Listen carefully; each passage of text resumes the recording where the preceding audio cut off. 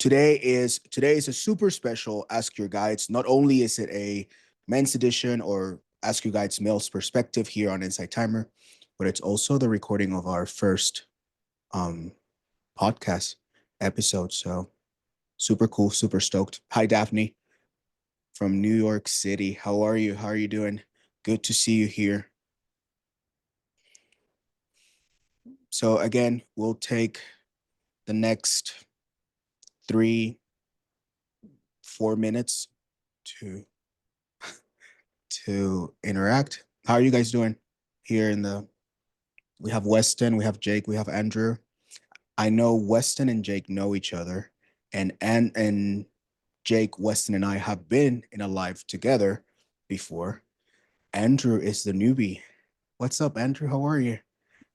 I'm good. Honored to be here. Thank you. Thank you so much. Alejandro, Jake, and Weston, nice to meet you guys. Violet, thank you for doing this. And yeah, I'm excited to be here and be part of this. This is a monumental occasion for me. So thank you. Awesome. So good to have you here. I know Weston and Andrew are both fathers. Jake, are you a dad?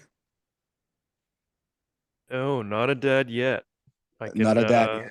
no, it's something I'm looking forward to, but it's yeah, it's a timing thing for me right now, so not yet. Cool. That's cool. That's cool. I'm a cat dad. I'm a self-proclaimed cat dad, and I am um purposefully wanting to keep it that way. Um it's kids are expensive, guys. Kids are expensive. There's a lot of ways to birth things into the world, man. It doesn't have to come in the human form. So, and and not only that, but here's the thing. Here's in all honesty, my mom was a single mom and she did a phenomenal job raising me. Phenomenal. And I still ended up fucked up. So um I, it's a lot of responsibility. It's a little bit scary. At 32, it's still a little bit scary. Now, I'm not against it. Like I'm not saying I will never be a dad, but maybe when I hit 40, 45, I'll think about it again. I'm just kidding. I'm just kidding. But for now, my two cats are expensive enough and responsibility enough for me to have this sense of fatherhood in a lot. And then I work with some guys who are like teenagers, who are children. So I feel very, very, very father like. Like, You okay, got guys, you got to keep the sense of being a child, man. Otherwise, absolutely. you're gonna go down swinging too hard. Absolutely. So, hey, Michelle. Hey, Jessica. Um, some of the people on the chat know my mom. I've had my mom here before, not on Ask Your Guides, but on my profile. So they're like, kudos to my mom. Yeah, kudos to her. I don't know if she's joining. She's still at work. She's maybe listening, and that's cool. Um, go ahead, Weston. Go ahead. Um, so yeah, hi everyone. We're taking this first few 7 minutes to just interact with the chat box, because afterwards we'll start our event per se, our recording. We're recording this also as a podcast, so yeah, super excited that you all are here. For more information on that, you can always check my profile, the link in my profile, and Violet's profile, who is hosting us. Violet has been amazing in being our producer and our host profile because of the technology, because God knows that OBS and I are not the closest friends. We're all right. I honor it and I respect it from afar. Boundaries are important, so I have really strict boundaries with OBS, because if not, it's just going to be a really really rough um situation. If you've been with me with OBS, my last live, you know what happened. I lost audio, and I was just reading Juan Pablo's caption and responding and having a conversation with caption. Juan Pablo and I, both Spanish speakers, and we we have really thick accents sometimes, especially when we get really excited. So Zoom was really mishearing and miscaptioning everything we were saying. It was great. It was a great experience. That was my last time with OBS. So Violet, I know you're in the shadows, but thank you. Thank you for hosting us. Cool. Violet is behind the curtain in the Wizard of Oz. Yeah. Yeah. So feel free as we start, beautiful people in the audience, feel free to ask your questions, interact, and we'll do our best. I'll do my best to keep up with the chat. So I think we are ready to begin. Are we ready, Violet? Yes, we are. Awesome. So let's start. Hey, everyone. Welcome to Ask Your Guides Men's Edition. My name is Alejandro. I am your host. I am a health, wellness, and mindfulness coach and meditation teacher with a background in psychology and a heart for vulnerability and creating spaces for men and for people to be just as we are, to explore, to learn, to grow, and most definitely to heal. And today I have three amazing guests with us. We have Jake, Weston, and Andrew. So, how are you guys doing? Welcome. And when I ask how are you guys doing, I actually mean it. How are you doing? How are you doing? I unmuted myself, so I guess I'll drop in first real quick. Go for it. So I'm not sure if this is going to end up being an audio file or only a video podcast, but Both. both. All right. So for those of you listening to the audio version, my name is Weston McWhorter. I am a self-mastery and leadership coach. I currently reside in the Washington, D.C. vicinity, charged with all kinds of energy around this place here. I also have been a men's work facilitator for about 5 years now, and have served a few different organizations in that capacity. Currently, in the way Jake and I know each other was through Modern Renaissance Man, which is the container that we both currently serve in and participate in. And I am also a teacher on Insight Timer as well. So that's kind of how I got hooked up with Violet and with Alejandro. And just another hat tip to Jake.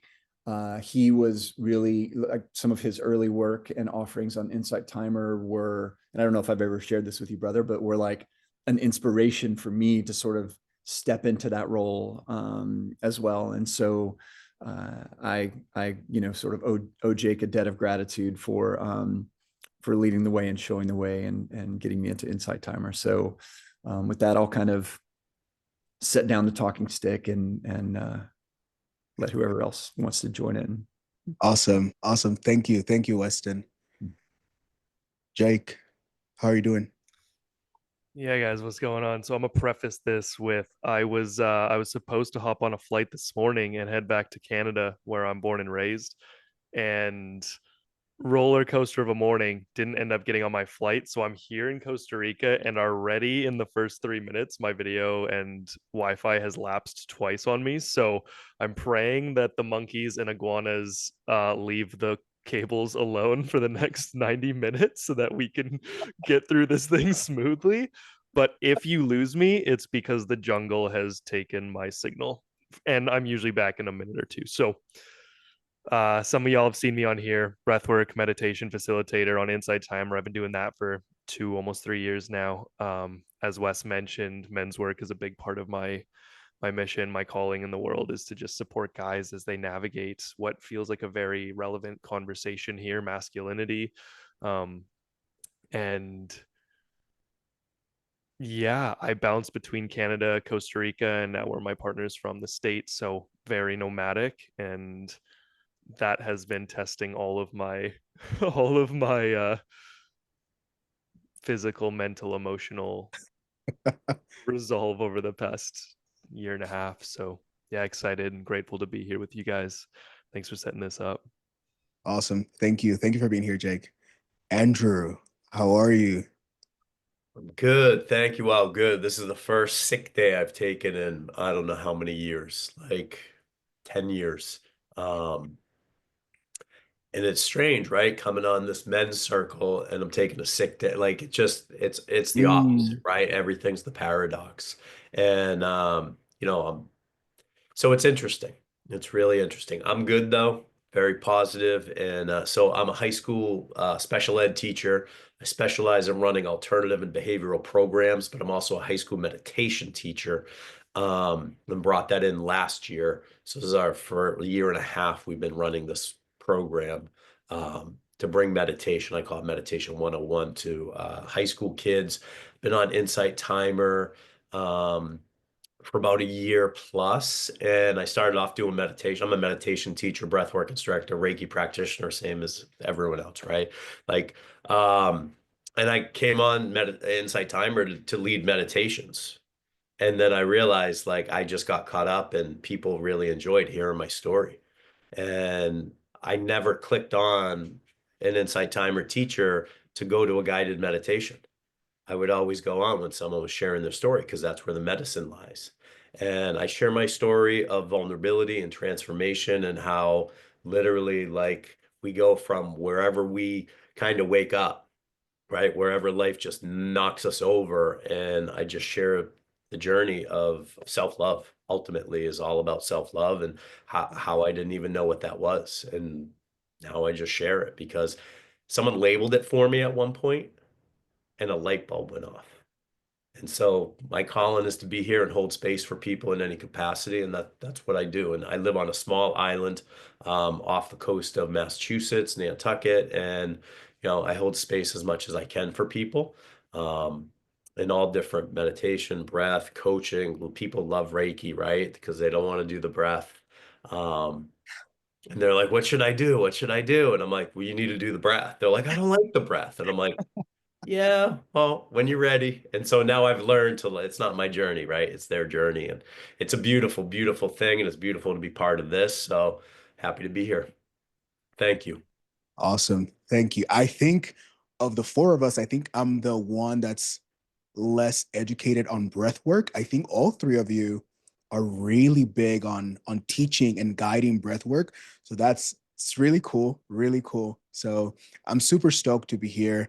And today's main topic is redefining masculinity.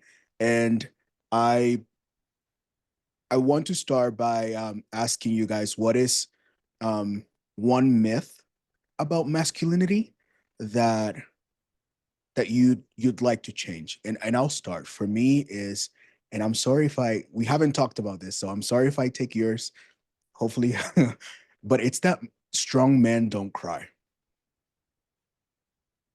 For the longest time, especially being a Hispanic male, and I grew up in Puerto Rico, and although I was blessed enough to have a beautiful village that helped raise me, that allowed me to truly express myself, especially being more on the artistic side of things.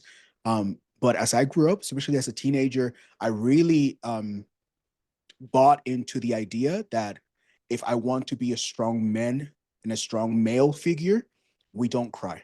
The only expression that we show of emotion is anger, because that makes us intimidating and it makes us so for me, one myth that I would like to say, like, let's just, and I know we have entered into a season where it's more acceptable for us as men to just express all emotions in healthy ways and express that. But I think, yeah, that strong men don't cry. And I emphasize strong men because I have been in situations where I allow myself to express emotion and be open about my tears. And it's like, yeah, you're still man enough. You're just a weak man. You're a little bit weaker. You're just not as strong. And I believe a strong man can cry. And if you know me, you know I'm a crier, and I love me a good crying session by myself or with people, whatever it calls for. So for me, that's the one. That strong men don't cry. Anyone else? So doesn't matter what, you can unmute yourself and go on.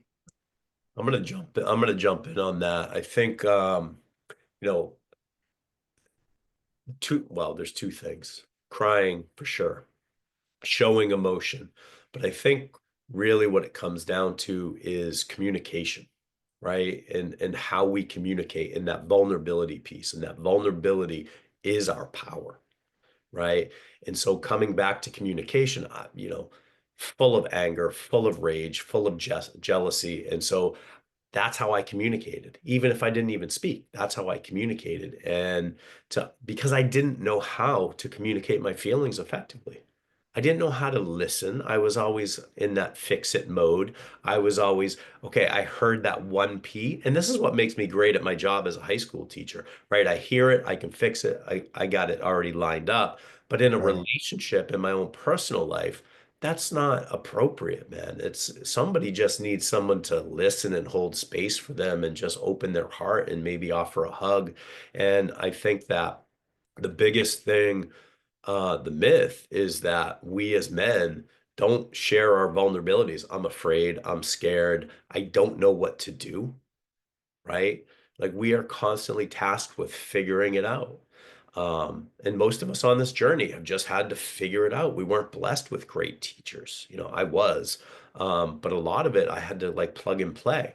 And so it's that communication piece for me, and especially that vulnerability and being in circle and having that space held by others where you can share and where you feel safe. That's the most powerful thing. So, when someone comes into circle and they offer a one word, um, I'm good. Okay. Like I get that a lot with teachers walking down the hall, we're passing each other. I'm like, hey, how are you today? And they're like, I'm okay. And I stop and I turn and I go, what's going on? That's what we need. And then it's a 30-minute conversation of someone just unloading. And that's what we need more of. So I'm gonna go with that. Absolutely. Absolutely. It's asking the question. I know for me, my biggest lie that I've ever told was I'm okay. Hey, how you doing? Oh, I'm okay. And that was it. That was it. But was I okay? Absolutely not. I was a complete emotional, spiritual disaster. But yeah, go ahead, Weston. Yeah, thank you. I'm a crier too, Alejandro, just so you know. Yeah, Jay, I mean, yeah, good. All four of us are in that Yeah. back with you, man. So what was coming up for me, I mean, there's a lot of things, right? But I was really trying to think outside of the box, a little bit nuanced. And I think there's a cultural tendency in some, and again, I'm just sort of thinking around like some of the men's groups that I've been a part of that um, elevate structure and rigidity and discipline over the ability to the value in flexibility, right? Now, this could be like emotional flexibility, it could be like cognitive flexibility. And there's a real beauty in being able to, and I think there's probably like maybe the word that comes forward for me is empathy, right? Mm.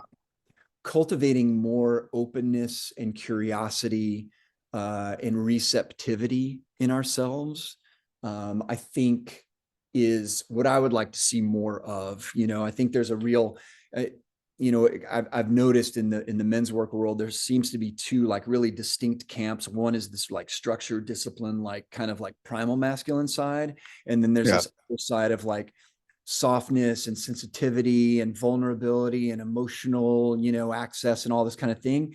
And somewhere in the middle, this balance of like structure and softness, I think is what I aspire to personally, and then what I try to bring forward in the work that I do in groups, the work that I do with my son. I also, Andrew, work with young men in high school as well. I feel like that's an incredible on-ramp into this kind of work. So yeah, that's kind of what was coming forward for me, is that just balance between softness and structure. So Absolutely. It's the balance between, and the way I like to think of it and even practice it is the balance between discipline and devotion. mhm. It's this beautiful, sometimes an awkward dance, because I know for me, I was very used to seeing living life from a place of discipline, a place of structure, go. This is what we do to get to this goal. And the devotion of what I was doing was not there. This aspect of softness and loving kindness towards self, towards honoring the practice, whatever that may be, honoring the journey was really not there. So I like that. Thank you for bringing that balance into the conversation, Weston. Jake. Yeah, man, this is a good conversation. I'm into it. I love these perspectives already in West. That's such a almost building on that one a little bit because Alejandro, you asked what's the like the myth about masculinity that we'd like to change, and there is this. I'm gonna try to tie these three together because Andrew, like you, or how you guys saw, like um, Alejandro, men don't real like strong men don't cry. You know, for me, never saw my dad cry, but I never saw him get angry, so I didn't know that. I thought Mm, anger was kind of a bad. Um, and this is perhaps this feeds into the collective myth that largely we see spewed on social media, where toxic masculinity, that like masculinity is inherently toxic. Um, and I can see we see conversations for both sides, the ones defending masculinity and being like, guys, no, like masculinity in and of itself is not toxic or harmful. There's immature right. expressions of it, absolutely, that are like there's immature masculinity that is or imbalanced, unintegrated masculinity that then is harmful. Or so I think, just to take a half step back, anytime that we begin a conversation rooted in division, we're already playing a losing game. So to Wes's point, that there's a there's a need for balanced and integration of both yin and yang energy for every man. It's not just about focusing on masculinity, because if he leaves aside his femininity or his yin qualities, he's going to it's a losing game either way if you're over indexed on either side of the spectrum. So to be able to play the capacity or the spectrum game of like, I want to have access to both the softness and the structure, um the vulnerability, but also the strength, because I can't just Right. spew my emotions on everyone. That's not actually what we need. We need to know Right. when to communicate, how to communicate, who is safe to communicate with, who can hold our stuff. Because if we bring it all to someone who can't hold it, well, we're doing them more harm, and we're also not going to be held or received in it either.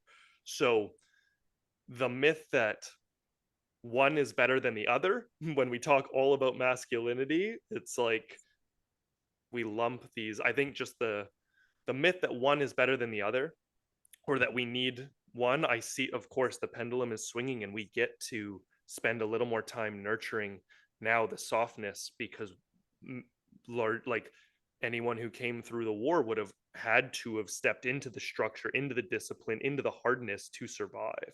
But then Right. there's the swinging of the pendulum into the hyper spiritual, nice guy, super soft, which is awesome. We're beginning to touch empathy and emotional availability. But that pendulum, we need it's like, it doesn't even, the pendulum swinging sucks as a point of reference, because it means it's like flinging back and forth versus just like stretching Centered. it. Right. Yeah, totally. Mm, So mm. it wasn't a super clear answer, but that's what was on my It's heart good. as you guys were speaking. I like the stretching part of the pendulum, because to me, what came up to me as you said that, and as I saw it, I'm a visual learner, was wholeness. Mhm. Wholeness is the embrace of both ends, the feminine and the masculine. It's the embrace of all of it. It's and that for me is masculinity. Masculinity for me is it's being all of it, not all at once sometimes, because we still go back and forth. I know I do. I'm not always centered. I'm not always balanced. I have to use my tools to balance myself and bring myself back into alignment sometimes. Like today, Andrew, I woke up sick too, and I never get sick. And so I had to use my tools to align myself. I had some things to do today, some coaching calls that needed to happen, and I needed to show up. So I needed to balance myself in things. So how do you guys balance your energies, the exploration of both the masculine energy, the feminine, the yin and the yang? How do you do that for yourself? You know, I'm gonna jump in, Wes. Yeah, Yeah. I think it's funny because, you know, I'm driving and I'm still dropping F-bombs out the window, right? Oh Like, yeah. and then whoever's with me is like, oh yeah, ladies and gentlemen, there's your meditation teacher. Well, I'm human. I'm human. We're all human. And I think when I first started holding space, there was part of me that was like, oh my God, the responsibility is up here and I need to be like this because probably I put my teachers on a pedestal, Mm. right? Until I understood that we're all human, right? We're all on our own journeys. And it's just, it comes down to allowing that, right? I had to have some righteous anger come out the other day. And I'm in the middle of a divorce and I was on the phone with my lawyer and it was just getting heated, right? And instead of shoving it back down and eating it, which I did for 38 years, man, like I let it rip. But that was a conscious decision to let it go. And then I had to stop myself and say, I don't like where I am right now. But I needed to voice that. And then I had to go, right? I had a replacement behavior. I had to go for a walk. Then I had a follow-up phone call and she goes, you know, it's really funny because you said you didn't like what you were saying, but what you were saying wasn't that bad. It wasn't negative, but I felt it. I felt the rage coming back. I felt all of those old energies coming back. And you know what? I loved it. I loved it. But because I hadn't been in those feelings, those emotions for so long, but I caught myself and said, this is me trending backwards. And I'm so very cognizant of that that I had to put that stopgap in and be like, all right, I gotta do something different. But you have to allow like we're human. You have to allow these things to happen, right? And then it comes down to no judgment, right? I can't beat myself up for what happened in my life. I can't. That's ridiculous. And I'm living in the past. I've owned it. I've done the work around it. I've done all the work around it. And I'm good with that. I've made my amends. And now I'm here. That I feel like that's a powerful thing for us to be witness to for ourselves. It's good. Thank you. What was coming forward for me, and this is a little bit on the coattails of the first question that you had, Alejandro, was and this is, you know, kind of a generalization, but this idea that as, you know, a male-bodied being, that I have to have the answers for everything, right? Mm. And if I don't know the answer, and, you know, I'm just sort of speaking from my own lived experience, right? Then I experience like a fear, right? Or almost like a, you know, the sense of not being enough because I don't know how to figure this out, right? That's happened to me in relationship. And Andrew, I've been divorced twice, you know, so that for me was really real, you know, and it's happened to me in business. It's happened to me in finances. It's happened to me as a parent, even, you know, like I ought to know this. I ought to figure this out, you know.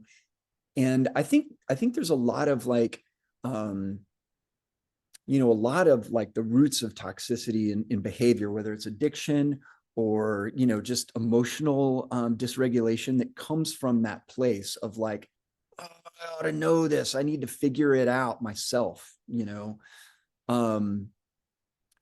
So how do I, you know, sort of going into the question of like, how do you balance that energy? I've had to really learn when to listen and when to ask for help and when to I've really been practicing like curiosity too, right? And like progressive consent, like that practice of progressive consent, asking for permission.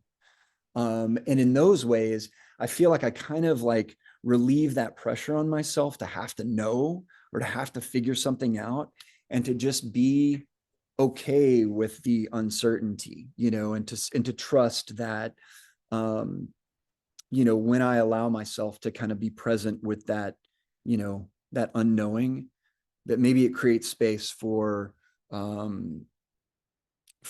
spirit to bring into my life, the right answer, rather than me forcing my egoic response into the situation. Does that make sense? Absolutely. No, absolutely. Yes, it makes sense. Jake, what's coming up for you? It was interesting because my mind almost went in a totally different direction. I love the way you two answered it, but it's brilliant. That's why I love having these panels, because it just takes me so far out of my own perspective. Because it's like, oh, of course, like this is how you'd answer it. Like when you said, how do you balance those energies? I'm like, breath. That's why all three of us are into breath. Like, like that's how you navigate it. It's a, like a, and then you guys go into these like awesome shares. I'm like, oh yeah, maybe it is like there's more to this. There's layers to this, and I think from that standpoint of like balancing masculine and feminine energies, this morning was actually a really cool example for myself, because I got to the airport and I'm flying standby, so I'm aware that potentially my flight I'll be bumped, and I'm waiting with the lady at the help desk for about 45 minutes, and the whole time I can feel my system starting, like I can feel my heart rate beginning to beat. It's 30 minutes, it's 40 minutes, the plane should be boarding soon, and I'm still outside security. And so I can feel like, okay, like stay calm, breathe. So like use my breath to regulate my system, but also trying to tap into whatever that acceptance, surrender, trusting that like if this doesn't happen, this is okay. Like I can lean on that feminine receptivity, the softness, the surrender, to kind of make peace with the situation. Similarly, how Andrew said, like non-judgment or acceptance within of ourselves, our past, it applies in all these areas. And she leans in and she's like, I got you a business class seat, like you're gonna make it. And she like hangs up the phone, gets me business class, and I'm like, let's go, fuck yeah. Like I'm all excited now. I like run through security and I buy my girlfriend a bag of coffee on the way through that she asked for, and I plop a squat right at the gate, and I'm all excited. And then I look up at the flight attendant and she like smiles and like she's like, yeah, this is like awesome. And then I like look down, I look back up, and she looks at me and she's like, like something's not right. And I'm like, what do you mean? She's like, a flight attendant got sick, we got to ditch 10 seats, you're one of them. And she's like, so, and I'm 2 hours away from the airport, so all of a sudden my heart sinks, and I'm like, it was just this, this roller coaster of emotion that I went through over the course of 2 hours, being able to stay grounded in my body, where it wasn't like of course I got a little bit excited, like this is awesome, but it wasn't throwing a fit, it wasn't breaking down. It was like, can I stay with my breath to stay grounded and structured and rooted in my body? Which I would say, like, I if I were to rate myself, it was like 75 to 80%, like grading myself on that this morning, which is awesome. So there's this like masculine aspect. So for me, the entire thing just comes back, like that was breath as like a tangible tool. Why I love it and believe in it is because it's this master switch to our system. Right. One of the great tools, right? Andrew mentioned taking a break, replacement behavior, getting outside into nature. There's so many, right? But Grounding. yeah. So one way to balance them. Absolutely. Someone in the comments said something about mansplaining and how it should be banned. What's your take on mansplaining? What? Let me explain this to you.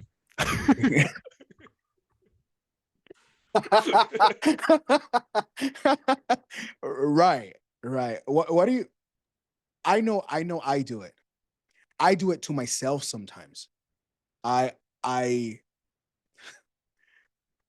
for me, mansplaining is the talking like down to someone because I know better. Because let me tell you, even when I'm explaining myself to people, it's the intention behind why I am explaining myself and how I'm explaining myself.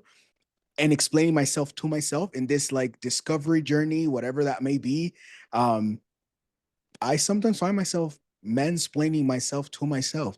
Like, so what's your take on it? What's your take on it other than let me explain this to you? Go ahead, It's Wes. funny. Yeah, this came forward in a Signal thread, and no, not the famous Signal thread that's all in the media, but another Signal thread that I'm in today. Someone had posted a topic about this, and sure enough, one of the guys in the community like jumped in and basically validated the topic, which was, the patriarchy sort of perpetuates. I mean, that's one way that the patriarchy perpetuates. Well, that's a lot. That's actually hard to say. This need for control, this need for management, this need for like domination, right? And as a recovering mansplainer, I will just say that the biggest tool in my toolbox around like to help with that is curiosity. Like really and whether I'm like working with a client, like coaching, or talking to my partner or my daughter or my co-parent, my children's mother, it's like just the more questions I can ask, the more curious I can be about their perspective, their experience. And this even goes with my son too, right? As it's like, again, I don't have to have all the answers, right? And there's a great relief in that, right? There's a great, in fact, I kind of like just noticed myself getting emotional when I said that, is it's like, it's okay not to know, and it's really a beautiful thing to just even ask the question like, wow, well, like, what do you think about that? Or what's your thoughts, and so, yeah, I mean, I just think that, that's how I try to come forward in the world. I don't do it all the time, but in situations like this, when it's asked about, I'm reminded like curiosity, is a great tool for that. So It's good. It's really good asking the questions, asking, even asking why they're asking the question, or even asking why there's curiosity about whatever that topic is. I like that. I like that. Thank you. Thank you for sharing. yeah, you're welcome. Go ahead, Jake. Yeah, there was, just so everyone in the chat, I hope everyone got my joke that like that was clearly It was a joke. It was a joke. guys, please. But from one of my mentors had just reframed this, like, us as men, one of the things that makes men's work or men's groups so great is, we see this in any real setting, but men love to, like, why do we love to, like, why has mansplaining actually become a thing? Like, it has a term for it now because it happens so often and everyone has been on the receiving end of it to a degree, right? So it's not it's not a one-off experience. It's largely somewhat inherent, and I think part of it is like a man's drive to contribute to those around him, and there's such a deep sense of desire to contribute in some way. And so if there's an opportunity to like fix a problem or to help someone out, like, I love it when someone asks me for advice. We all like, oh, Andrew, like, I'm struggling with this, can you help me? Or like, I'll be the first one to, like, I'll hop in on that. I love to be able to support you. And so if it's a partner, if it's a kid, if it's a colleague,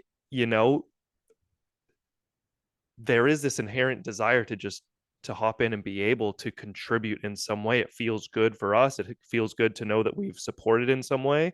So taking this slightly different approach to that, like, yes, mansplaining with Alejandro, the way you mentioned it, there's a tone, there is a dynamic created in that where you can feel like, is this person actually trying to help me, or are they just trying to, like, and then they're getting frustrated that I'm not understanding, and it feels very different from Wes's approach of curiosity. Can I help them come to their own answer? Can I actually have them learn, and instead of just have it done for them in the process? So I see it as a byproduct of us loving to contribute and having a deep desire to contribute to those around us. But to Andrew's first point of, it's a communication thing. How do we communicate? How do we deliver that contribution in a way that's of deepest service to both parties in the interaction? So that's what comes through for me when I hear this topic come up. Yeah. Someone in the chat box mentioned something, the root of, to the point of the root of mansplaining is the fact that men have not been allowed to express themselves fully for so long. So when there's an opportunity, we go above and beyond. I don't know, maybe. Go ahead, Andrew. What comes up for me is similar to what you guys are saying, right? This is, for me, speaking of my own past, right? This is about masks. This is about wearing the mask of who can I be for this person in this moment. Pure inauthenticity, right? I'm going to answer your question because I think this is what you want to hear. We've all done it. We've all had to shed so many masks, so many layers, hide all of our Oscar awards for all the acting we've done for our entire life, as, whatever traumas we've suffered along the way. And then it's funny because as the question comes out, I'm like, I don't even know what this means, which means I'm so guilty of it, right? Like, what are we talking about? And then it just starts to register of we put ourselves out there for people to like us without being genuine. We're not listening. We're not understanding. I say this all the time in my life. Sometimes just being there. Sometimes just saying quietly to yourself, "Thank you, I love you," is enough. And I don't need to talk. And so that's a big practice for me is not talking, because I did that for so many years of wearing that mask or those masks for the different people in my lives, right? And I think going on what Jake just said, and thank you for saying that, is we want to contribute, but ultimately we want to dominate and control. And it's right? This is backwards thinking. And that goes to what Weston said earlier about the two camps of men's work, right? Like, I don't want to dance around a fire and bang a fucking drum. I don't. Like, that's not my gig. And so sometimes I want to sit silently and say nothing. So again, I don't answer. So I'll go back to my comment of, I have no idea what this means. So I just mansplained that whole thing. Go ahead, Weston. Yeah, I just wanted to sort of, because I feel like it's relevant to what, like, Andrew's work in the world. Very few of us, and I would probably even venture to say that, like, most people have not been taught how to relationship in their lives, and then we wind up being 20, 30, 50, 60 years old and having all kinds of relational difficulties. And we're like, why can't I figure this out? I've been divorced once, I've been divorced twice. Like, what is wrong with me? And so I think that even as we're talking about all of this, and I put into the chat that, there are like relational frameworks, right? To sort of draw from, whether it's imago dialogue or nonviolent communication, that, if I had the opportunity to kind of like rebuild the education system, some of these like really important ways of like being in the world would be like required learning, and again, I don't know what Andrew's doing, but like practice, like bringing meditation 101 into high schools is a step.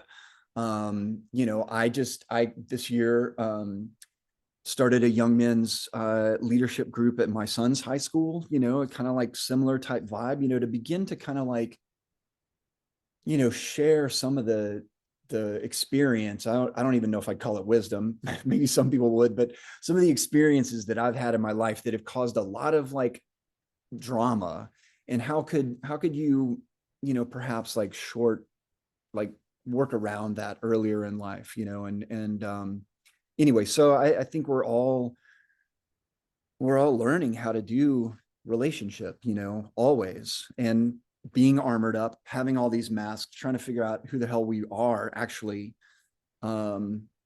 makes it really hard. So Can I jump in on that for 1 second? So it's funny, Weston, you said, I don't know what I'm doing, right? I'm just I'm leading from the heart. But one of and it takes a couple weeks for the kids to understand that at some point we stop looking outside ourselves in terms of relationships and we start here. So then we can understand where that other person's coming. And I always go back to that. Like that's the baseline, right? That's the baseline. And through the practice of meditation and reflection. 100%, man. Absolutely. I think to the topic of relationships, I think our biggest hurdle in society, at least here in Western society, is that we're not taught to have a healthy relationship with ourselves first. We are so conditioned culturally to mold ourselves to whatever it is that society tells us, even if it's that rebellious type of vibe that you're going for, especially as teenagers. I have to, even in my rebellious side, I have to kind of conform to this, what society tells me rebellion is. And there's, at least for me, I found a lack of support for authenticity in my own journey, for so many reasons, and so many. I felt growing up that I lived in different worlds. So I had my school world, and I know that for me was part of my own traumatic experience with disassociation and trying to fit in and molding myself to the different worlds. But I had my school world, I had my theater world, I had my church world, I had my neighborhood friends world, and I was Alejandro very differently in different parts of my life. So I think when we talk about relationship and and why we mansplain and moving into now communication with others, it's also the communication with ourselves. I think sometimes we're just not taught. I work with men who are incarcerated or have been incarcerated, and the journey of, it's almost like I said in the beginning, that journey of reparenting men who could be sometimes my father, old enough to be of that age gap or between us. But like Andrew said, to come back inside, what am I saying to myself about myself? And then how is that reflecting in my communication towards others? So yeah, thank you both. In the comments, someone asked, how did we get to the point of finding ourselves as healers or guides? And I know that's a kind of like a big step. I'll start with me while you guys think it through. I see Andrew's face. Andrew's like, ha, that story. I not When I found myself at the end of myself, I was 22 at the time, and there was nothing else to me. I had lost not only everything materially, but I had lost every single mask I had worn for 22 years. I've lost them all. I was at the end of myself. I began my own healing journey in therapy, in support groups, and at the end of a program, I remember our facilitator asked me if I wanted to be a mentor. By the way, I had already been a mentor before that. I had been in my master's in psychology and as a therapist before at 22. So that's a whole different other story how we got there. But the facilitator asked me hey, do you want to mentor the group? Do you want to come in as a volunteer mentor? And I was like, yeah, absolutely not. No, like I want nothing to do with this. And she said, okay, see you on Monday. I was like, oh, thanks. Okay, thanks for listening. And I showed up on Monday, and I sat at the end of outside of the circle by her desk. The guys did their thing, um and at the end she asked me, so how was it? What are your thoughts? I was like, oh, it's great. They're doing great. She said, so you'll be back? I said, no. Mm. And she reached across the desk and put her hand on my arm, and she said, don't worry. I'll believe in you until you learn to believe in yourself again. And that's how I began my healed healer journey again. Because before, I was helping people from a place of not looking at my own mess, of hiding from my own pain, my own trauma, the years of unhealed wounds festering my soul, my spirit, my mind, my emotions. And at this point, I had already faced the music. I had already faced those ugly things, those shadows. And I began slowly. So at least that's how I began to the journey as a guide, as a mentor, as a coach, again, from a healed perspective. So yeah, that's a little bit about how I got here 10 years ago, over a little bit over 10 years ago. Andrew. I'm muted. All right. All right. So listen, I'm codependent, right? And I'm just on a healing journey. I just want to heal myself. I want to get better. I don't want to hold space for anyone. I don't want to teach meditation.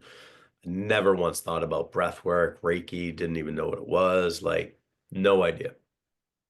But I was going to every circle there was known to man. And two teachers came up to me and they said, you need to hold space. You need to run the men's group here. And I said, I'm not holding space for anyone. I said, I'm here to heal myself. And they grabbed my hands and they said, that's how we all start. Mm. Now, I've been coaching volleyball and teaching high school for 30 years. And in my mind, I excel in both of those areas. But in my mind, how can I guide and hold space for anyone? I'm so hurt. I'm so wounded. My stomach's going off right now, boys. My stomach is going off right now. Like, and so I kept asking, why me, right? This is the codependent. Why me? Why do you want me to do this? What do you see? Same thing you just said about your person who asked you to mentor. And to their credit, they never answered me. To their credit, they never answered me. Anyways, I took a meditation teacher class, teacher training, and he asked us to hold off for about 6 months before we started guiding. And I don't work that way. Like I got an education, I need to do it. So I just started holding free meditations and then realized like that circle. I had been doing that circle my whole life. I had been doing this work my whole life. And then I come to the realization that I literally was the person I needed my whole life. I'm gonna start bawling here. And when that moment hit, that I was the guy that I needed, the teacher that I needed my whole life, when I never tapped into him, because when I left work, I shut the door to the guy who was the behavior specialist, the guy who has all these degrees, who can handle any crisis situation at any moment. I shut that door and never brought it home. And when I realized that I had been doing this my whole life, it just kind of clicked. And that's how I got into all of this. Yeah, that's it. It's that simple. Kind of looking in the mirror, right? And finally seeing myself.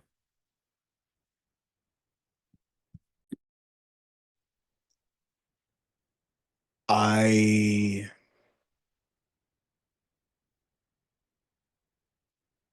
I have the urge to say I'm not gonna cry to justify if I start crying. Oh well, hello toxic, hello toxicity. Um, but I love that you bring the fact that in the journey there comes a point that we realize that we are who we've always needed. That when we look inward, the healing is there. That when we look inward, the wisdom, Weston, it's there. I was listening to Weston's podcast, um, and it's so good, by the way. I know I said it last time, but it's so good. And I resonated with a lot of things. But there is beauty in understanding that there has always been wisdom in the journey, even in the unhealthy steps that we've taken. That when we look back, we can find the wisdom in that unhealthy step or wrong step. And I don't want to get into the whole, is it predestined? Is it by choice? Is it free will? All I know is that for me, for Alejandro, for me, even the missteps, even in the pain, even in the hurt caused to me and that I've caused others, so I'm no saint, there has always been wisdom there. And the body and the mind and the spirit and the soul understands the wisdom. All I have to do is sometimes shut up and listen. For me, that's just me. Anyways, Weston, Jake, anything?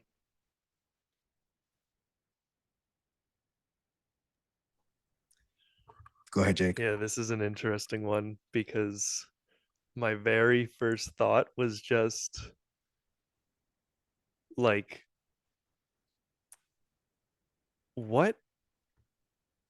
Just the term healer and healer and guide, like those immediately, I'm like, what mask am I wearing that I'm trying to be a healer or a guide? Like that was, it was just, I was very present to this idea that the moment I give myself a title, there's already a societal expectation, a reputation, something like it is a mask. Okay, now I'm the healer.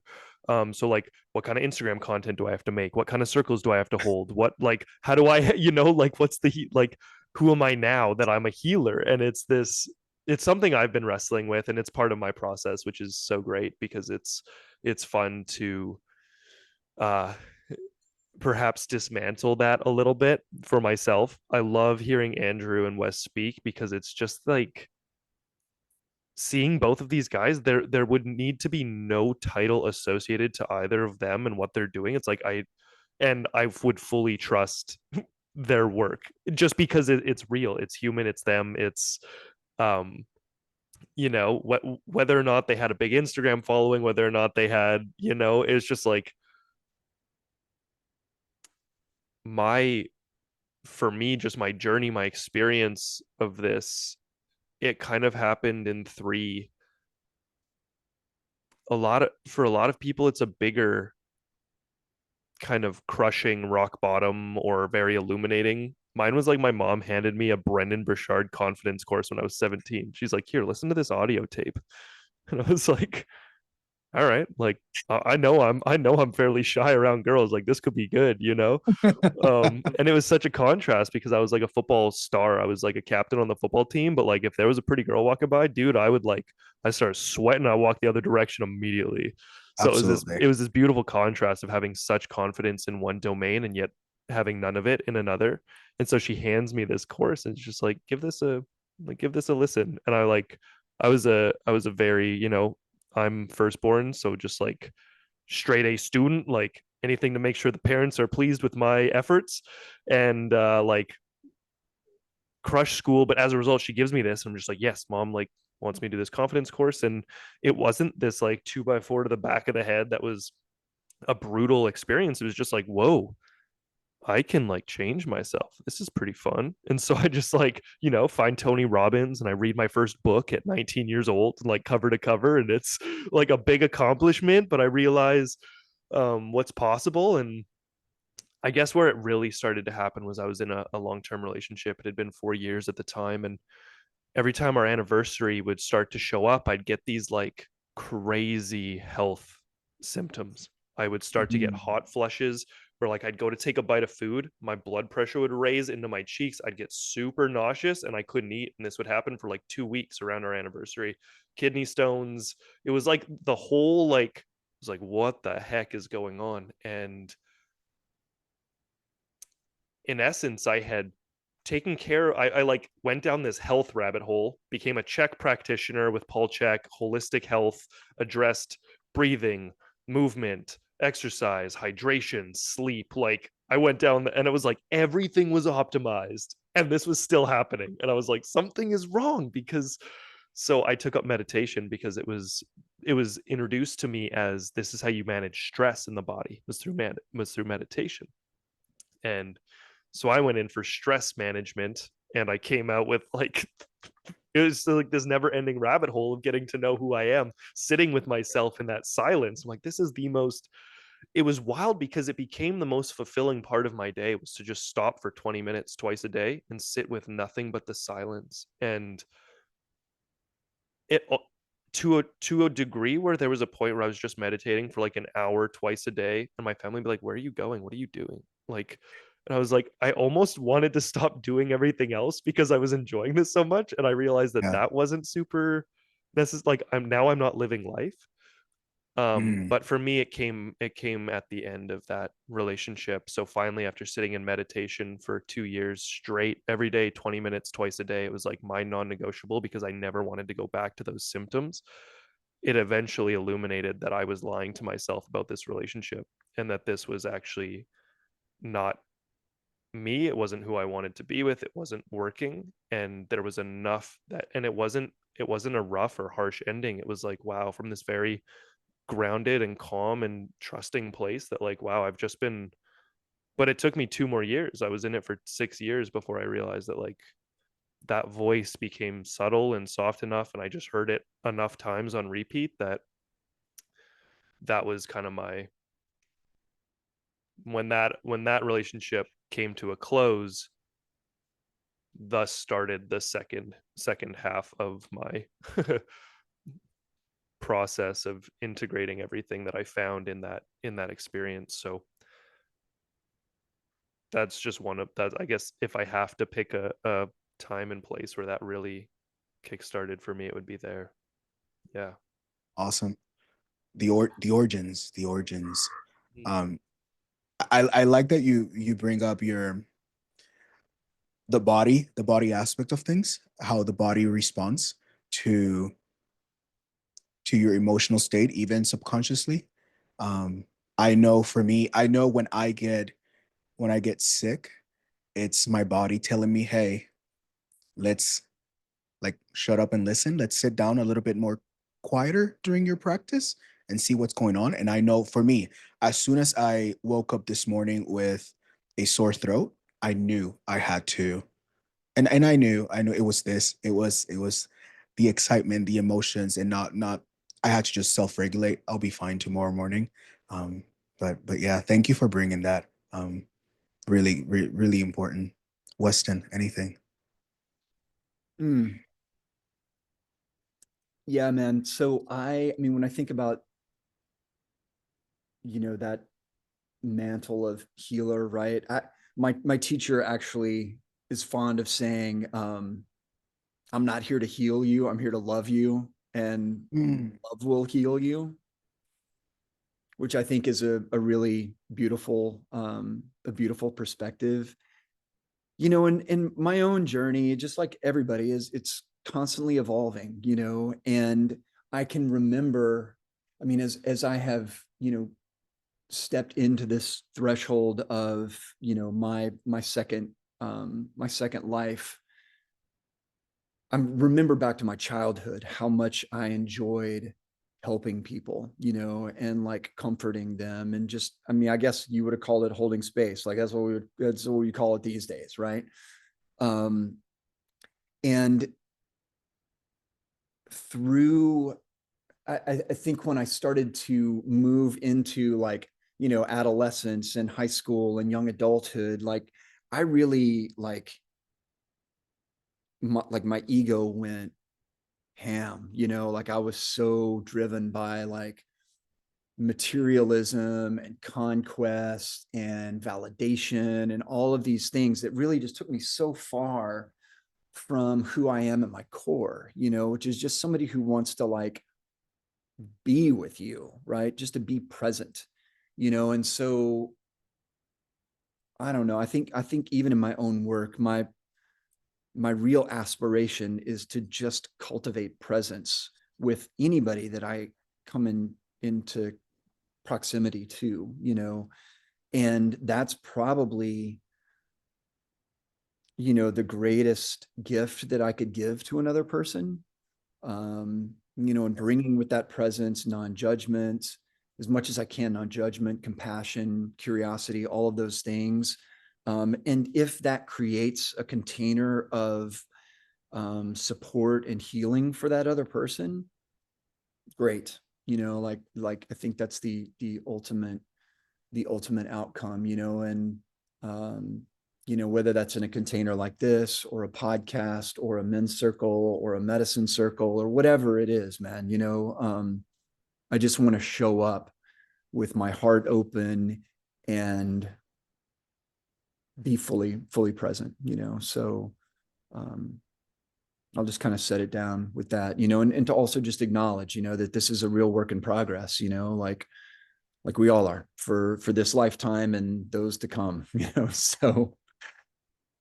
Absolutely. My first yoga teacher used to say all the time, because I was in my own healing journey. I was like, I can't really help others because I'm not there yet. Like I have not healed. And he used to tell me all the time, healers heal while helping others heal. And I didn't get it for a long time. I was like, yeah, whatever. Like I am taught, because of my college background, I am taught to have it all together, to show, that it's book knowledge. These are the steps. This is what we do, blah, blah, blah, blah. I could never show myself to not have my own stuff together. That is, it's a big no-no. So to the point of openness and vulnerability, which, by the way, I have to tell Jake and Weston, last time we worked together, we were speaking on vulnerability, and the topic of the word itself came up, and how that might resonate or not resonate with some. So I went in within myself to find, because I love the word vulnerability, and I myself ended up with openness. So it's the act of openness. But you'll still hear me say vulnerability all the time. So I'm in between. I so us able to get to a point of open to others, more receptive to others, and the word openness came up. So can you share a time where you allowed yourself to be open enough to maybe show vulnerability, and it actually made you stronger? And that's coming from the perspective that for some of us, at some point, at least for me, I understood that being vulnerable was a weakness, or being open was a weakness, and showing up as myself as I was a weakness. So if does anyone have anything to that?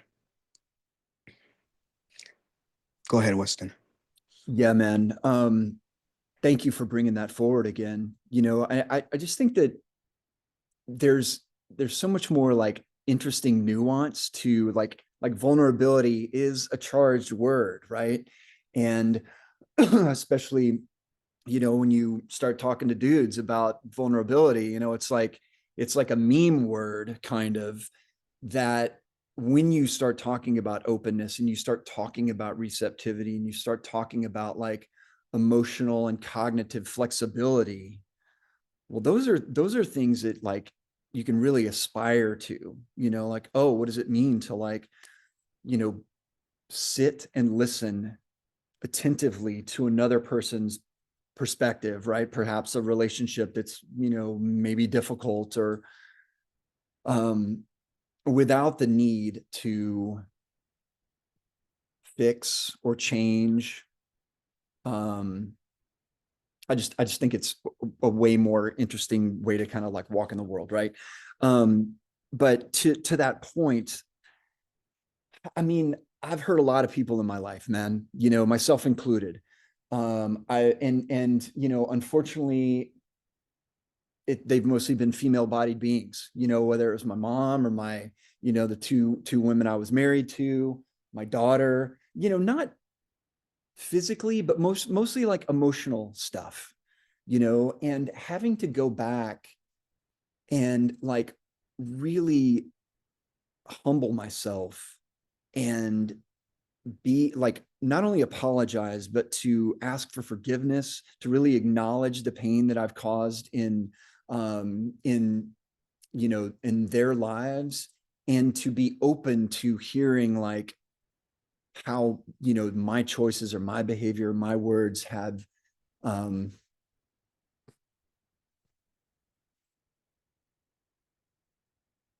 caused them a lot of pain. I mean, it's really hard to sit in that moment, but man, I mean, like the opportunity to deepen the connection, it doesn't always happen, right? But the opportunity to like deepen the connection with another human being or with yourself is invaluable. It almost like quantum leaps your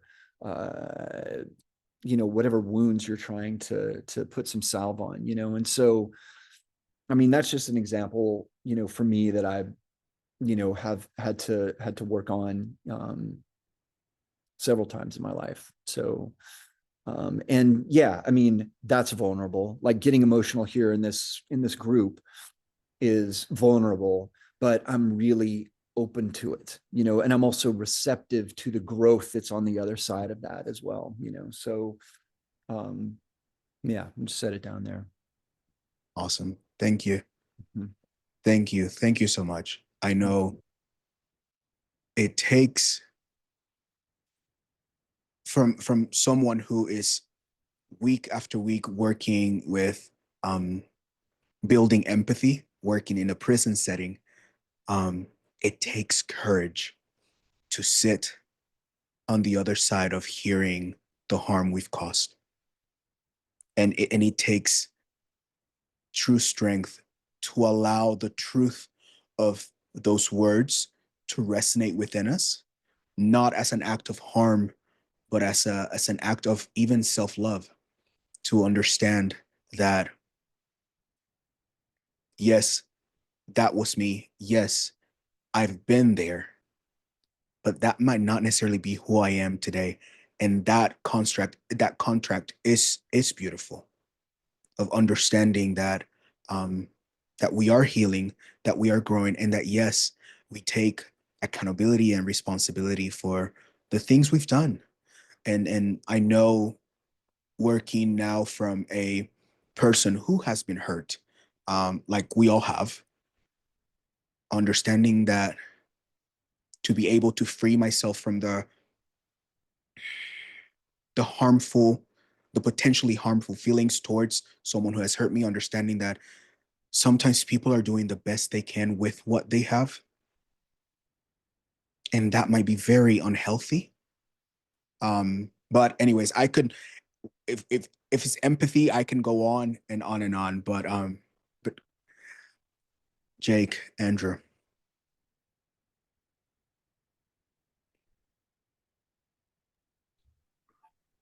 Yeah, this is I this is an interesting one for me. And I only bring that up because I feel like a little bit Wes and Andrew, I both want to just acknowledge you guys for allowing yourself to touch on something real within you as you speak, because it can be felt on the other side. And it's interesting because as I begin to speak on this, I notice there's a little bit of resistance within my body to it, and almost a little bit that's like, I don't know what I would have to talk on to get myself there to tears at this point. And it's not like me trying to do it, but I'm aware of what feels like a little bit of stuckness. And I just wanted to speak to that because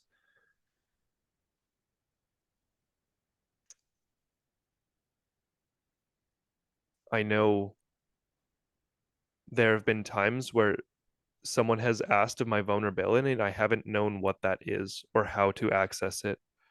Or it just feels like there's a disconnect between me and openness, whether it didn't feel safe to, whether I didn't know how to, whether I didn't know what that meant. And so I love that we're bringing in these different synonyms that can help us touch on it in different ways. One of the, this is a very like, just kind of millennial thing of me to have done when I look at my past. Like I went through that breakup and I started to get really honest with myself around this. I'm so excited to dig into in my own world once again, because I can feel I'm doing this spiral in life where I'm like revisiting a lot of the same.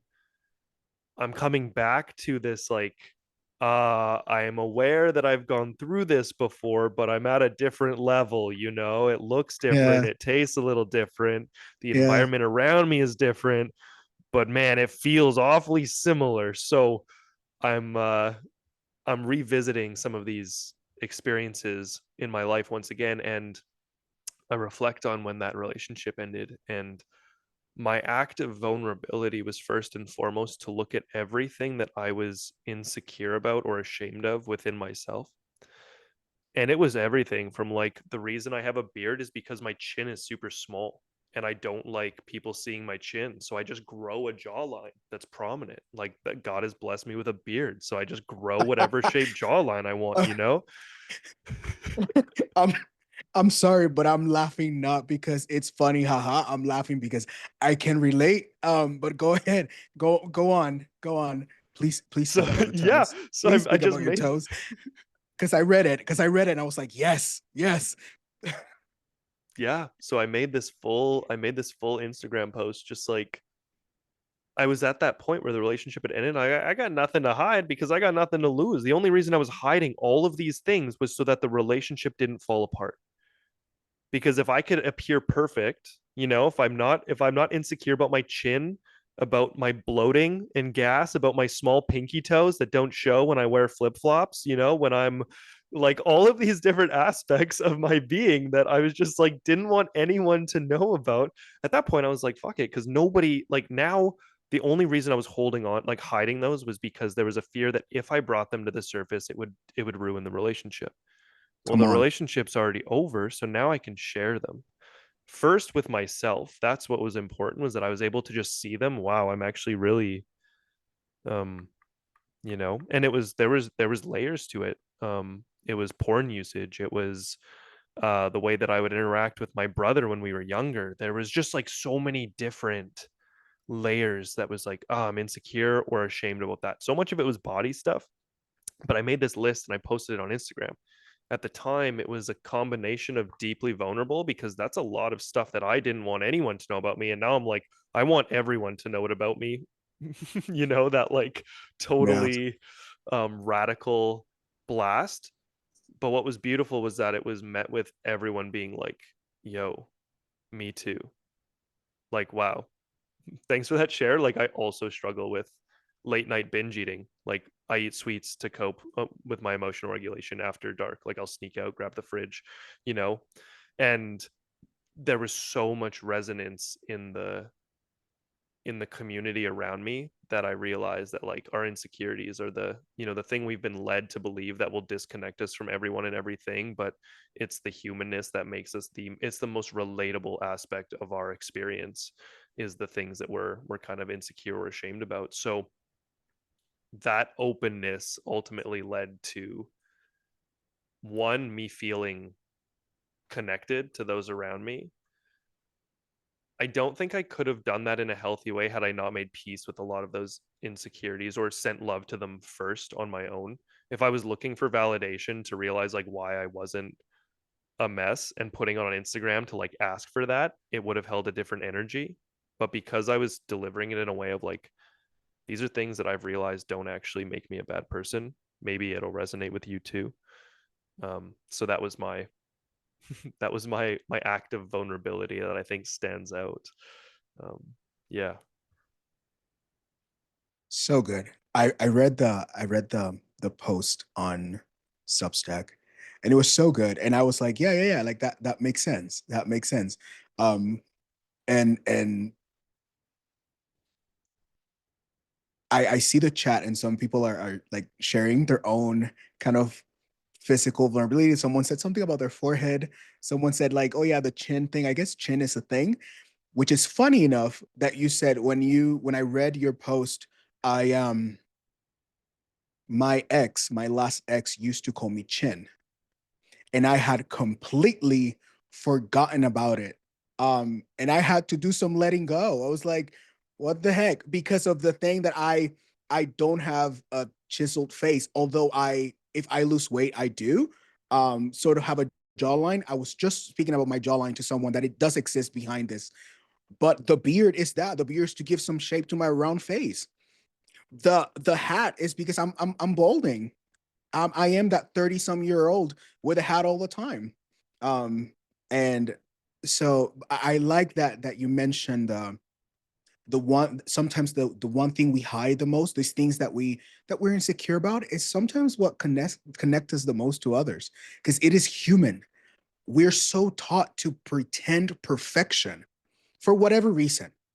We're so taught to wear these masks of this is, like Andrew said earlier, he was the behavioral person at school, but then at home he was just Andrew at home. And I remember coming from I did full-time ministry for a while, and I remember a mentor of mine telling the story that we were going to do a live recording, a live worship, praise and worship recording, and we were on our way. We were all in the car, and she said, okay, then mommy hat off, worship leader hat on. And our her father-in-law told her none of them should have ever come off. They should have never been hats anyways, because this is who you are, not what you do. So that conversation, in the context of, for me, life in general, is what I do based on who I am, or is it what I am doing? Am I being a human doing or a human being? Is the service, the space being held out of a place of, oh, this is what I do. Today is Tuesday. I am holding this one space, with this one group of people. Or am I holding the space because this is who we are?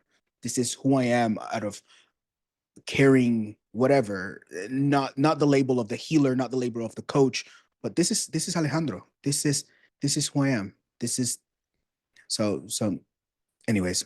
Andrew, you have anything I Thank you both for sharing. Alejandro, thank you for sharing. And the people in the comments and what they're sharing, absolutely powerful, right? I'm not going to talk about my beard or my balding, and although I think this is like the first time I've come on here not wearing a hat. And I've got them all lined up on my desk. But we just jumped into a conversation, so it was great. So it's funny because as a school teacher, we have February vacation, and I gave a series of 4 talks on February. Normally, all my talks are about self-love. It's just my journey. But I gave a series of talks, 4 of them. The first one, I'm just going to hold this paper up. First one I gave was vulnerability, right? Then forgiveness, gratitude, and finally we come back to self-love, right? So for me, my journey began with vulnerability. I had an amazing, amazing therapist. I said I had because she graduated me, which I think is ridiculous for therapists. But she was like, I think we're done here. If you want to come back and stay, you can. But one of the things she imparted on me was you got to get vulnerable, because I was so closed off. I was still in this victim mentality of, this person did this to me. How could they have done that? And she was really getting me to understand, again, stop looking out. Stop looking out, look within. And so one of the things she tasked me with was looking at how I can become vulnerable in all of this. And I go back even before that, how I ended up with her and how I ended up with my teacher. My life came crashing down in the worst way possible. So let's just back up. For years, I wasn't hearing the message. I wasn't hearing whatever was being said. And then there's that moment in time when you finally cannot hear it, like you can't avoid it, and everything's gone. And I didn't know what to do. And I made 2 phone calls and I asked for help. Mm.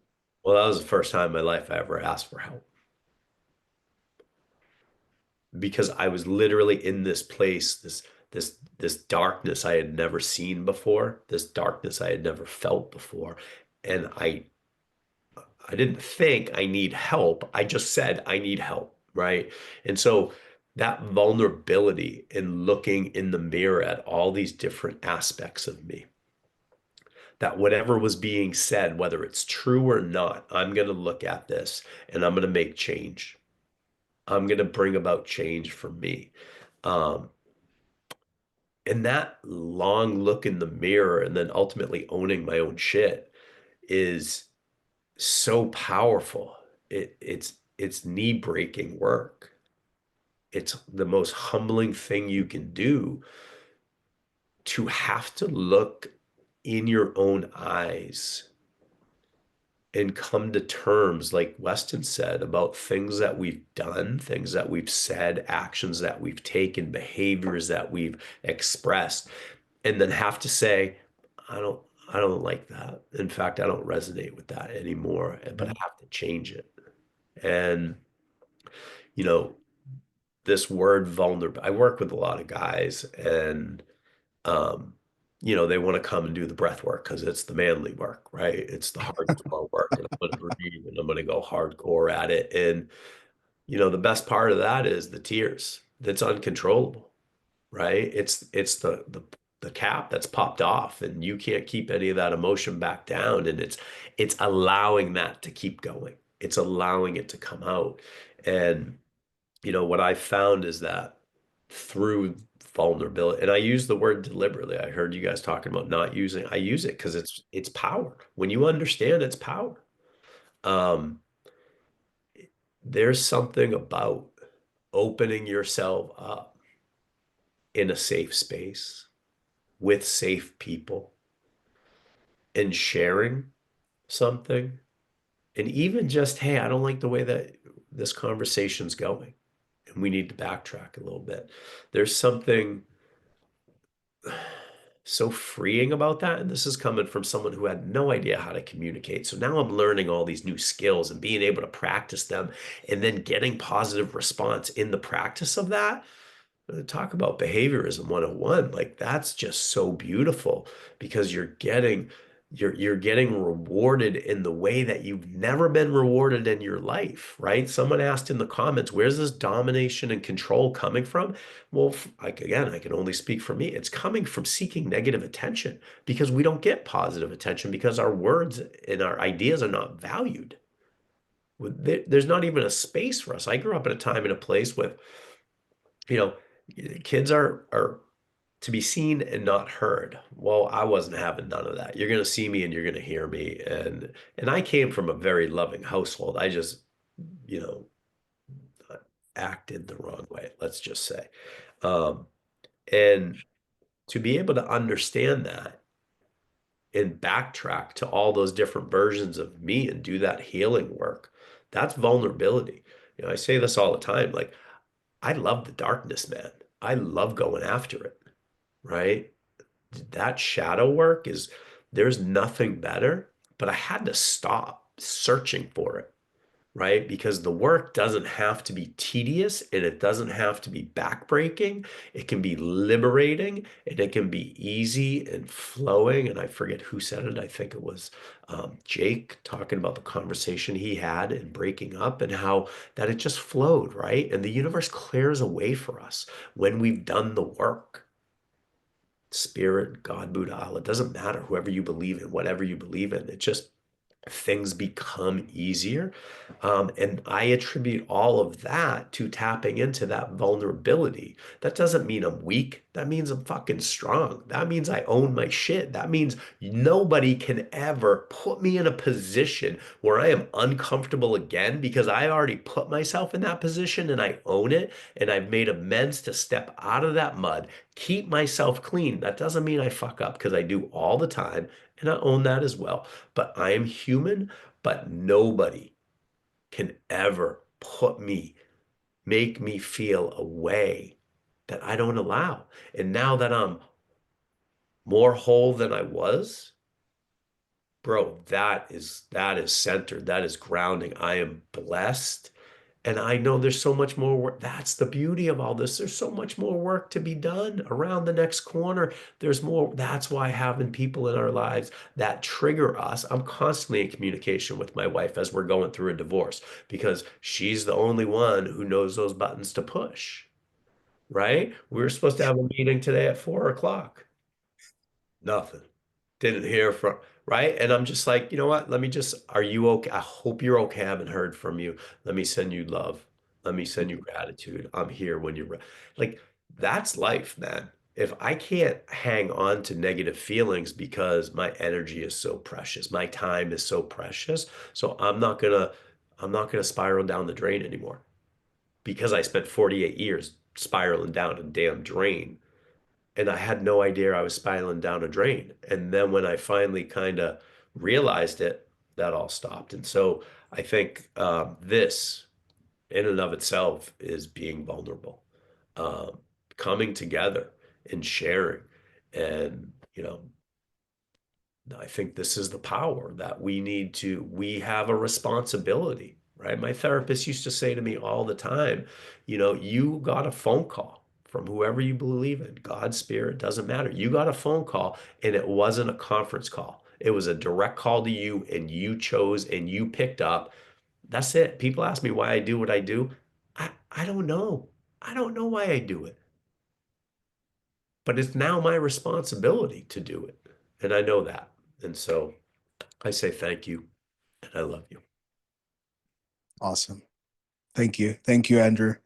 Um, I guess our last question, Angie in the comments ask, when you become your authentic selves, have you had to leave all or some of your friendship behind? How did that affect you and your social connections? When you become your authentic self, or when you became your authentic selves, have you had to leave all or some of your friendships behind? How did that affect you and your social connections? Yeah, I'm going to say everything um, Mm, was not deliberately taken away from me on my part, but that's what you come to understand, is that these things happen. And Jake mentioned it earlier about hitting a different level. Um, that I didn't know it at the time. Again, I was in victim mentality. Why? And now I recognize when change is happening, um, and being aware through meditation, through the different life experiences that I've had, that we're not meant to be with everyone for our whole lives. And that can be in relationships, that can be relationships with our children, with our parents. Um, and that doesn't mean we don't put in effort. That doesn't mean, it's just mean you're in a different place, and I view it as it's hard to say this to people who don't understand it, but I say it as a positive, right? That growth is a positive, but growth is painful, man. This work is not glamorous. This work is not glamorous at all, right? But it's beautiful. And uh, but it's a positive. And so when people start falling away from us, then that's a sign for me that something else is calling. And that means I gotta buckle down. I gotta do my work. I gotta go back to my basics of, you know, my meditation, my breath, my grounding, my journaling, always coming back to the basics so that I'm ready when that next thing comes. Absolutely. Absolutely. Weston, Jake. Yeah, man. Hmm. So I'll just admit that, like, I really struggle with people pleasing. I really struggle with, and I've sort of mentioned this before, like wanting validation, wanting affirmation. Um, a part of that, has to do with, like, kind of my core wounds around abandonment when I was, like a young child. Um, and as I have walked this path for about 5 or 6 years now, I've noticed that, like, the previous community, which, was really built. I mean, I thought at the time it was authentic, but, there was a lot of my ego tied up in the community that I built in the previous city that I lived in back in New Orleans. And when I left that city and sort of like kind of started to walk this path, there's a lot of pain in, like, the people who I was really associated with and really connected with before, that just, you know, didn't, that I had a lot of shame around, that, like, dissolution of those relationships or dissolution of that community, right? And as I've sort of, forgiven myself for those times in my life and continued to kind of, like, keep my eyes on the North Star, I've noticed that, like, new community emerges, right? Whether that's men's groups that have come into my life, um, Insight Timer community, um, some of the other groups that I'm a part of and have the honor of, like, leading and facilitating in, that, are much more aligned with, like, how I want to walk in the world, and so, I mean, I'm not gonna lie. I mean, there's still a part of me that, like when I go to post something on social media or whatever, that I'm like, man, what's so and so gonna think about this, right? Oh, Wes's new life or whatever. Um, so, but and I think it really is a necessary part of our growth. I don't see it as, like, cutting it away, like removing it. A lot of times there's this talk about, like, what do I need to get out of my life? It's more like just sort of integrating those experiences, integrating those relationships, and saying, like, everything serves its purpose. And, if it weren't for all of those experiences, and it weren't for all of the those relationships that I had, I wouldn't be here today. I wouldn't be here in this group with you guys. And so, so I'm grateful for all of that. And I also just, it's a constant work of, like, hey man, it's okay. You don't have to go back there. You don't have to revisit that, like, it's been integrated. Like, the way forward is the path that you're on. So just trusting that, when I keep, my eyes on spirit and, listen to that voice, stay open to receiving that voice, it's going to continue to bring, new relationships into my life that help to catalyze that growth. So good. Absolutely. Absolutely. Thank you. Thank you for sharing. Jake. Yeah, this is a great question, and I'm going to answer it with a couple things that just showed up for me. The first one that provided me just so much perspective on life in general is that relationship endings are not failures. I think that's a fundamental, just write that in. Relationship endings are not failures.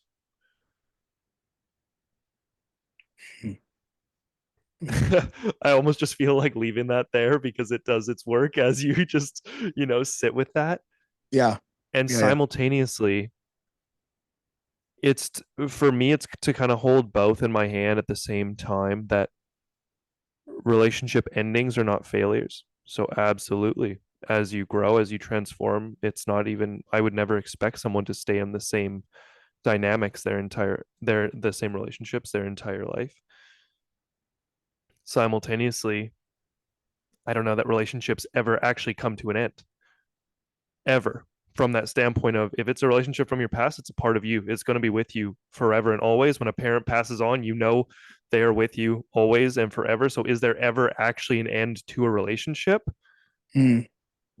I think of people I've lost in my life, past partners. Those are all relationships that are still very present, whether that's in the dream space, whether that's in the way it's crafted my character, whether that, like, those are all very much so with me. And they are relationships that have transitioned out. They have come to a close. They look different. And so I think there's an aspect of, to the question, when you become your authentic self, when you begin to become fully expressed, aligned, whatever that is it necessary that we lose all of our relationships, or that relationship shift? I would hope they change. And maybe the person doesn't change, maybe the dynamic changes, because you don't want to stay in that relationship anymore because it's uncomfortable. So sure, the dynamic of it changes. If you grew up your whole life eating tomatoes and then one day you started to have allergic reactions to them, and they started to make you sick, they started to make you uncomfortable, I would hope that you assert a boundary with tomatoes. Maybe you find a way to cook them, or maybe you cut them out of your diet. But I'm not judging you for no longer spending time with the thing that's hurting you.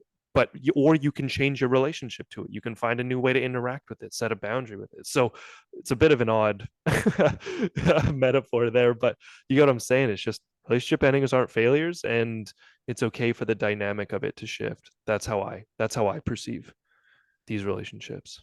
Yeah. Absolutely. And I 100% agree that a relationship, once established, it never really leaves you. It stays with you. It forms. There's wisdom in that relationship, even if now there's a boundary, like the tomatoes, and the allergic reaction. I don't know. We're going with tomatoes. Um, I still have fondness for the moments I had with that tomato. I really loved that tomato. However, the tomato is now harming me, so I can appreciate it from afar, out of a place not of hate or despise, but out of a place of self-love for me. Um, and when it comes to human relationships, also out of a place of love, understanding that this relationship might not be, we're not in the same frequency anymore. And it is okay to appreciate you because we're clashing. It's okay to appreciate you from afar.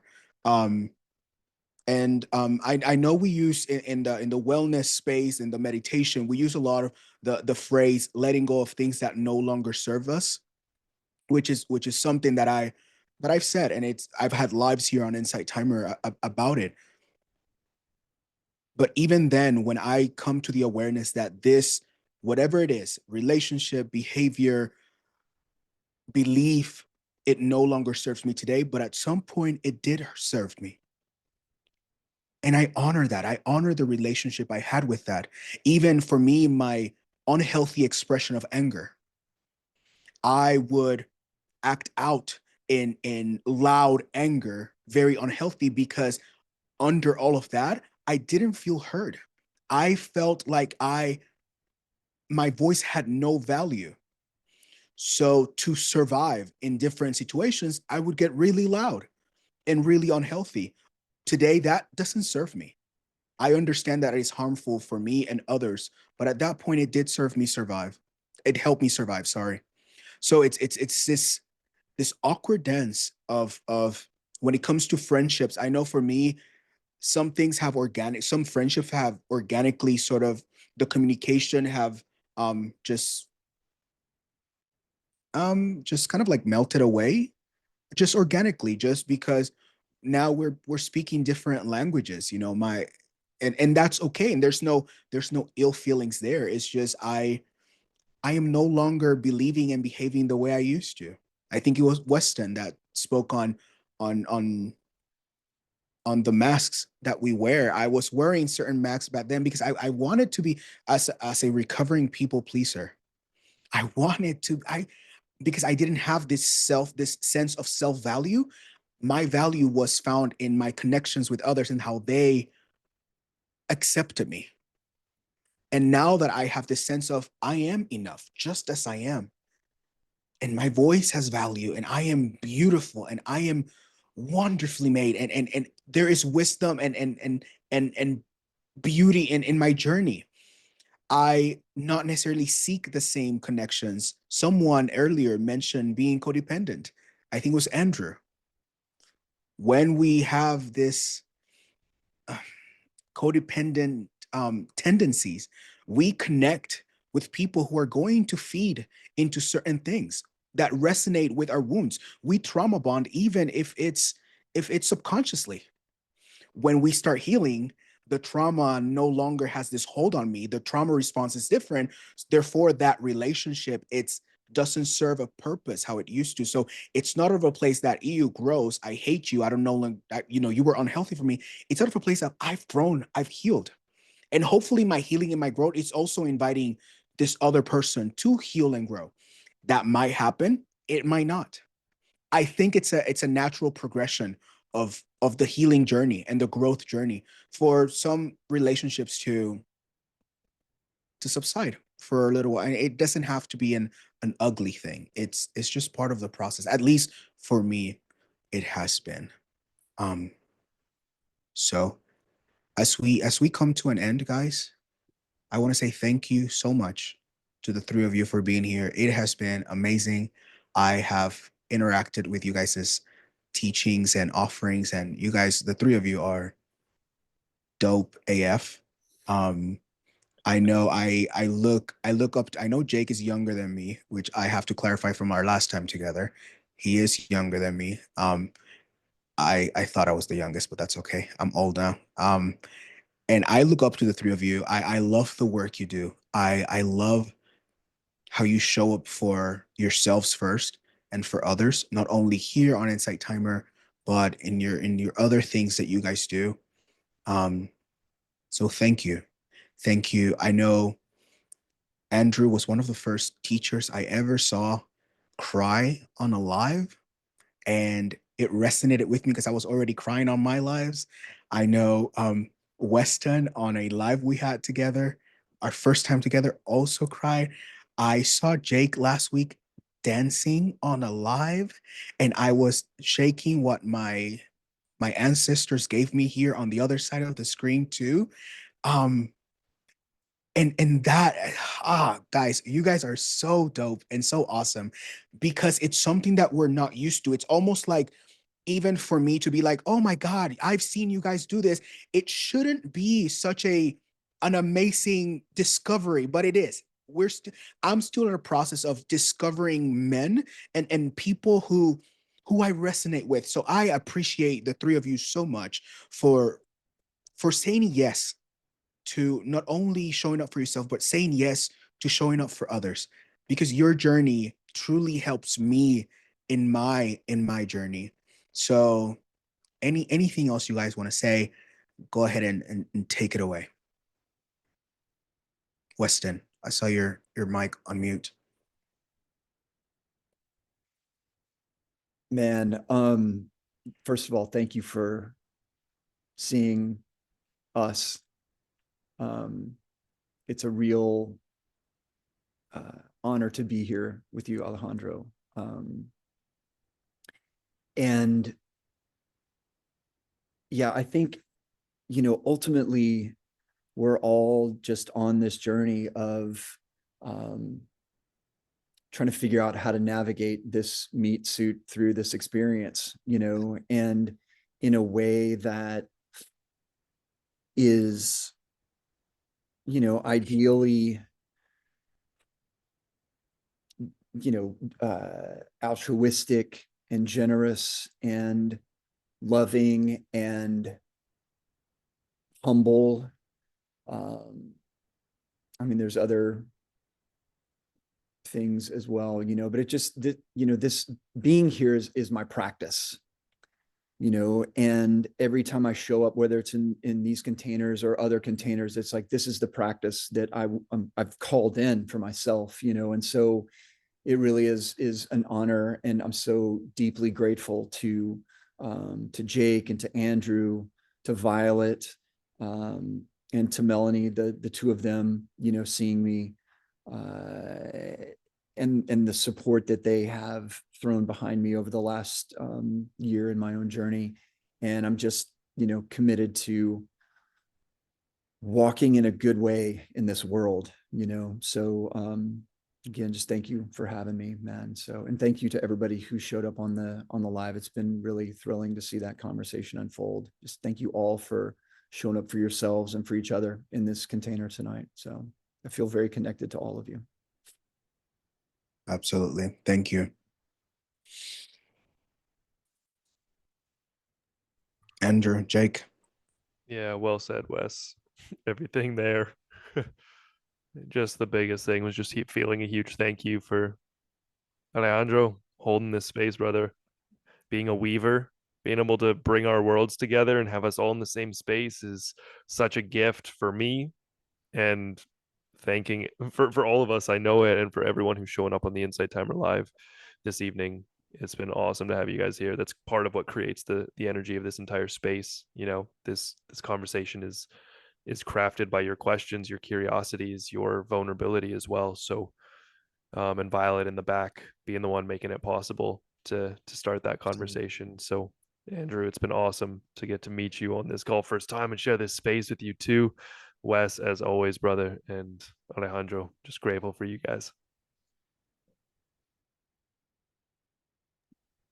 Andrew. Yeah, thank you, Alejandro. Weston, Jake, so blessed to be able to sit here with you. I feel like if we were in circle, that we're just connected, and it's so powerful. Violet, thank you. And I have to, as I always do, I have to give so much thanks and praise to Insight Timer. I'll tell everyone here, like, a continuation of vulnerability, like, Insight Timer saved my life, Um, and understanding that there was this community, right? That I could just click on a meditation and I felt saved. I was sitting with myself in this healing journey, and I always talk about it. When people show up for us, they're showing up in a circle, in a class, in this. Um, they often don't know what they're showing up for, and that's so beautiful, right? And for us to be able to hold space the same way someone has held space for us is powerful. Um, it's humbling. And I always am so grateful because I go back and I see the Andrew who showed up that first time. And to just be a part of this and to share stories, and that's all we're doing. We're just sharing stories. And Alejandro, thank you for the invite, and Violet, thank you. And I just feel honored. I feel honored to be able to share parts of my story and to contribute in whatever way helps anyone out there to be connected to you guys. Thank you. And I'd love to connect with you guys further in some capacity. But just a heartfelt thanks, as we are all on this journey of self-love. And that's, that's all I have to say about that. So thank you so very much. Awesome. Thank you again. Thank you to the three of you. Thank you to Violet 108 for hosting us and for being our producer behind the scenes. Violet, you're awesome. Thank you to everyone who has joined us in the Insight Timer Live on the chat. Thank you for your questions. Thank you for the conversations. Thank you for allowing us to not only be part of your journey, but allowing us to invite you into our own journeys. We will be back next month, and much love to you all. Until next time.